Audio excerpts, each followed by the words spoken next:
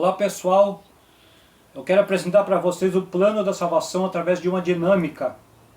Nós temos aqui 3 copos. Este primeiro copo vai representar o homem, esse outro vai representar o pecado e aqui esse copo vai representar Jesus. Então o homem, o pecado e Jesus. Quando Deus criou o homem, Deus criou o homem na sua perfeita inocência. O homem não tinha conhecimento do pecado, mas o homem ele veio a desobedecer a Deus. Quando Deus disse para não comer do fruto da árvore proibido, o homem desobedeceu e comeu. Romanos capítulo 5, versículo de número 12, nos diz que pela desobediência de um só homem entrou o pecado no mundo, e juntamente com o pecado entrou a morte, e ela passou a todos os homens. Então, quando o homem deu espaço para o pecado veio e contaminou o homem ficou contaminado pelo pecado.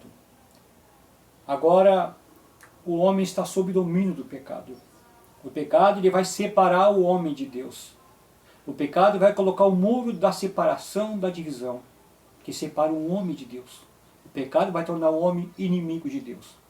Mas a Bíblia nos diz em João, capítulo 3, versículo 16, que Deus amou o mundo de tal maneira que deu seu Filho unigênito, Jesus, para que todo aquele que nele crê não pereça, mas tenha vida eterna.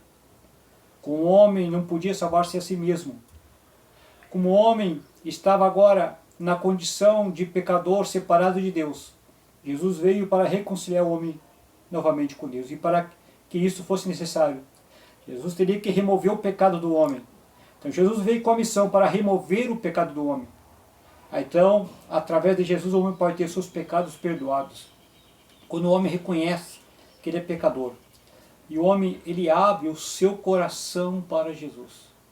Ele convida Jesus para entrar no seu coração. Jesus vem, vai entrar no coração do homem e vai fazer morada no coração do homem.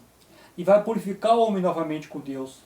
E vai reconciliar o homem novamente com Deus. Na primeira epístola de João, capítulo 1, versículo 7, nos diz: se nós andarmos na luz como Ele, o Senhor, na luz está. Nós temos comunhão uns com os outros e o sangue de Cristo, o seu Filho, nos purifica de todo pecado. Jesus ele veio para resolver a questão do pecado. O pecado agora não tem mais o poder sobre aquelas pessoas que entregaram a sua vida para Jesus. O pecado não tem o poder sobre Jesus. Se o pecado tentar entrar em Jesus, o pecado não surte efeito em Jesus. Porque Jesus tem o poder sobre o pecado.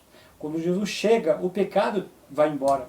Jesus chega num local, o pecado ele vai embora, o pecado desaparece. Porque Jesus tem o poder sobre o pecado.